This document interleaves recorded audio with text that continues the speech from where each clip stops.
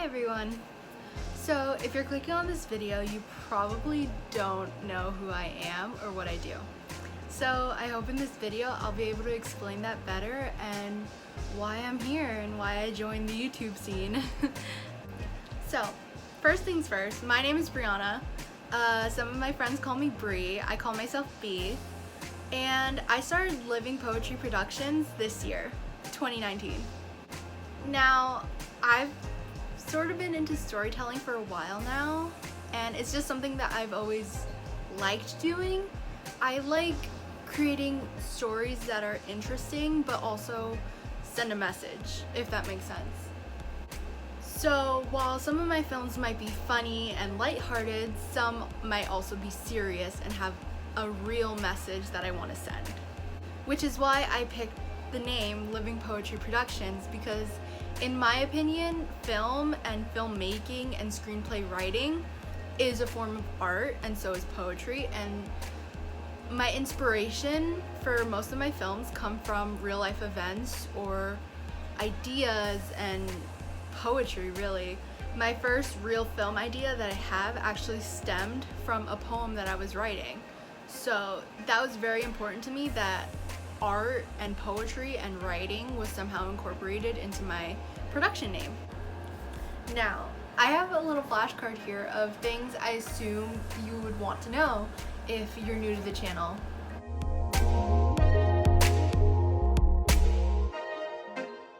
So as I said, my name's Bree.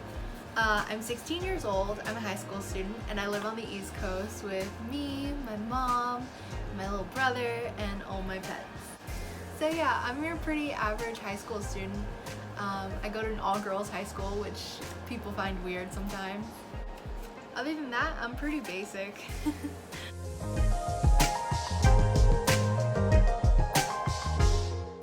I guess you can say it all started from basically childhood. I loved making up stories and storylines more specifically. I remember very vividly, I used to have Littlest Pet Shops, and I had my own playroom when I was little. So I would go into my playroom and I would set up all the little houses into like a row. And it was like a town, and it was like a castle, and it was very mystical. And they all lived, all my Littlest Pet Shops and all my dolls lived in this society. And I would just come up with these adventures and stories for these little dog Littlest Pet Shops and all these things. So I used to come up with storylines for my Littlest Pet Shops, my toys, and I even remember I got very, very heavily into Legos at one point. And I had this table that also was like a Lego table, so you can like put the blocks on top of the table and they would stick. So I started building houses, and I had my little minifigures, and I would pretend that they were in this village and stuff. But yeah, just my imagination really inspired me to tell stories. So I've always sort of been telling stories, I just never really expressed it in any type of visual way. As I started getting older, I started finding outlets in other places. So my first major outlet was school. I was known, I guess, as a storytelling girl. I would put flashcards together like this, and I would make booklets, and I would make comic books. And I used to sell them to my friends, which I didn't sell them. I was just like, here, take my book. At the same time, I also got heavily into the video game Minecraft. This was like 4 or 5 years ago. And that was also a huge inspiration to me, and a really big outlet, actually. I know it may sound cringy, but as a 11-12-year-old, I used to go on the Minecraft servers and do a bunch of RPs, and I used to make my own RPs, and I actually like wrote a whole comic book, a whole notebook's worth of comic books about my Minecraft character. and that was really popular at my school that I was going to. And I remember my friends or kids that went to my school used to be like, oh, can I read it? Like, I would let people read a page or two, and I'd be like, oh, I'm not done yet. And they would be like, oh, let me read it, please. As I got older, though, I started delving more into drawing and making visual art. So as I started developing my art style, I found that I wasn't very good at doing realism, which is weird because now I love realism. But at first, I wasn't good at it at all. So most of my stuff was cartoon drawings. And unlike most kids my age, I used to only watch cartoons, while a lot of people I knew were watching shows and live action stuff. But no, I was a cartoon fanatic. Now, I really didn't know I wanted to go into filmmaking per se, because I always thought that animation and really cartoon drawings and stuff like that, I felt like that was for me. But as I entered high school, I started to realize that that wasn't really what I was drawn to specifically. I was more drawn to the storytelling aspects of that, and I figured I can tell stories in filmmaking and screenplay writing just as much as I can animation.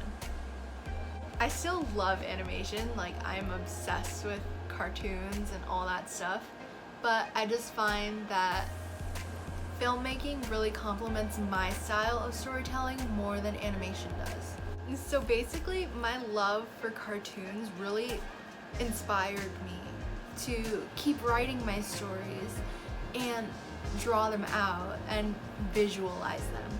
For me, the only way I knew how to tell stories was visually. I really liked writing, and I still love to write. However, I found that I didn't really visualize my own ideas very well when I wrote. But I saw things better when I drew it out. And that's what I felt more comfortable with at the time. So really, my love and passion for filmmaking comes from my love for cartoons. Initially, I wanted to become a cartoon artist, and I wanted to have my own show on Cartoon Network, and I wanted to work for the network and all that stuff. But that changed. I still have a very, very, very deep love and passion for cartoons and animation. However, things changed when I got to high school. So in high school, I started doing other things. I didn't have as much time as I did before for drawing and coming up with original ideas. So I started writing more. And I found that it better suited me now that I was older and I had more skill in order to express what I was thinking and seeing in my head and putting it on paper. So when I got into high school, there was this one teacher. He was just different. He was my history teacher, and he was also the teacher of the TV production class. Now, juniors and seniors were the only ones who could take the TV production class. So as a freshie, kind of couldn't do it. But I got really close to this teacher, and he's still, oh, I hope nobody from my school sees this. He's my favorite teacher ever, like in existence. He is the best. He's so devoted to what he does, and he is just the best. Like, that's just it. So as my sophomore year came around, my school started implementing clubs into our daily schedules. Now at this point, the TV production class was canceled because in my school, there are very few people. There's about 100 kids in total in the whole school. So the class was canceled, and I was very upset about it. But thankfully, instead of having the class, we had the TV production club. So I joined right away because, one, he was my favorite teacher and he made everything fun, and two, I just wanted to get a feel for the TV industry, because I always knew that I wanted to go into TV in some way or another, whether it was animation or cartoon drawing or anything like that. But once I got into the TV production club, my loyalties kind of shifted.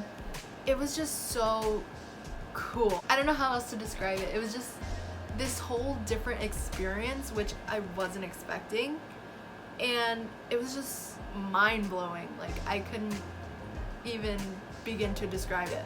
We had professional sets, professional cameras, like it was so cool. So the club lasted for a semester, and at the end of the semester we would have to reapply to different clubs that we wanted to join. So we had the option of picking totally different clubs or going back to some of the old ones. Now, I had such a good time in the TV production club that I decided, hey, I kind of like this. Like, I want to stay in here. So I signed up for my second semester, and a lot of things changed. So as I said, I was really close to this teacher, and he sort of showed me the ropes of TV production because he was in TV production at one point in his career. So I started watching more of what he was doing behind the scenes of it all, and he really let his students take control of the space, which I found really cool. Like, we had jobs to do. We could be a cameraman, we can be an actor, we can be a floor manager. We had creative liberty, and I just thought that was really cool. Like, I had never experienced anything like that ever before. So I started watching more of what he was doing as far as editing wise and behind the scenes and all that cool secretive stuff.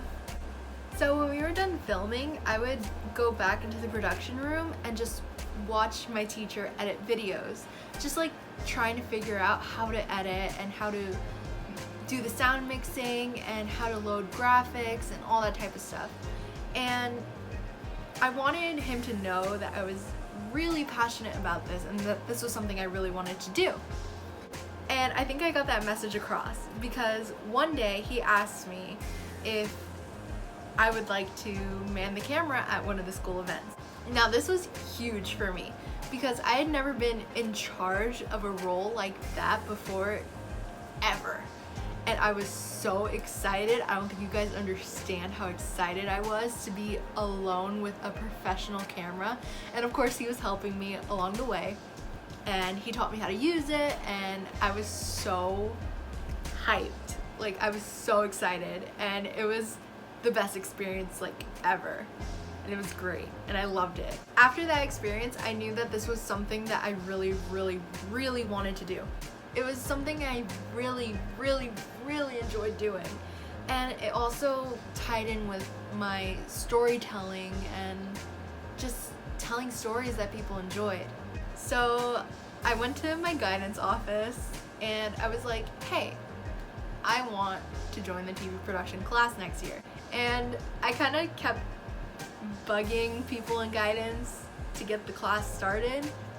And it is going to be started this year. And we actually have internships this year, which I'm really excited for, and I cannot wait for my internship. So all these different factors really contribute to why I like filmmaking and why I started to get into it.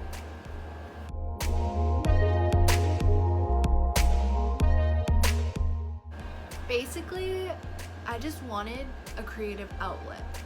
I have so many ideas and funky, quirky, like, inspirations that I felt like I needed an outlet to express that. And so I started Living Poetry Productions on my own, by myself, just me and a computer. And that's it.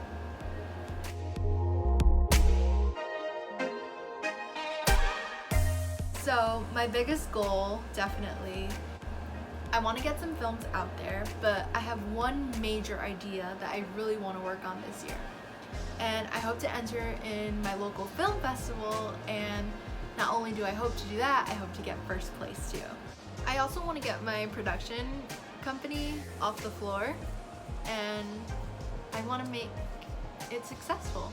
Currently, I'm focusing more on the screenplay writing aspect of filmmaking, but I hope to have my first short film out within the next 1 or 2 years. Currently, the deadline for the film festival is January, and it's August and I haven't even finished the script. So I'm hoping in the next 2 years I can have this film up and going. Now, of course, that leads into my next topic, which I want to talk about, which is Patreon.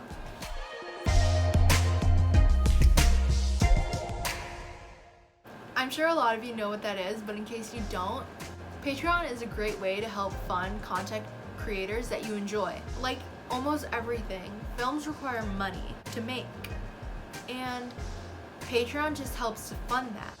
So I can make content like my short films, my screenplays, and all the stuff that I enjoy, and hopefully that you enjoy.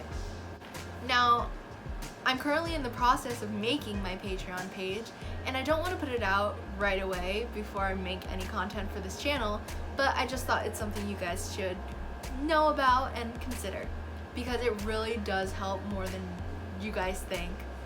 It's just a great way to support creative directors and influencers and content creators. When my Patreon is up and ready, I will inform you guys right away.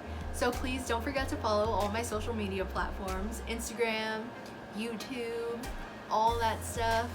My links will be in the description of every video. So please stay tuned, and I hope you enjoy what I do, because at the end of the day, this is for you guys, not just for me or anyone who works in my films. This is really special to me, and I really can't wait to get this up and off the ground. I really hope you'll stick around and see what I have to offer. I hope to have more videos out for you guys soon, and I hope you'll subscribe and stick around to see those, because I have a lot planned for the future, and I think it's something worthwhile, because if I didn't think it was worth something, I wouldn't be doing it. So I hope you guys stick around, and yeah, I'll see you guys later. Bye guys!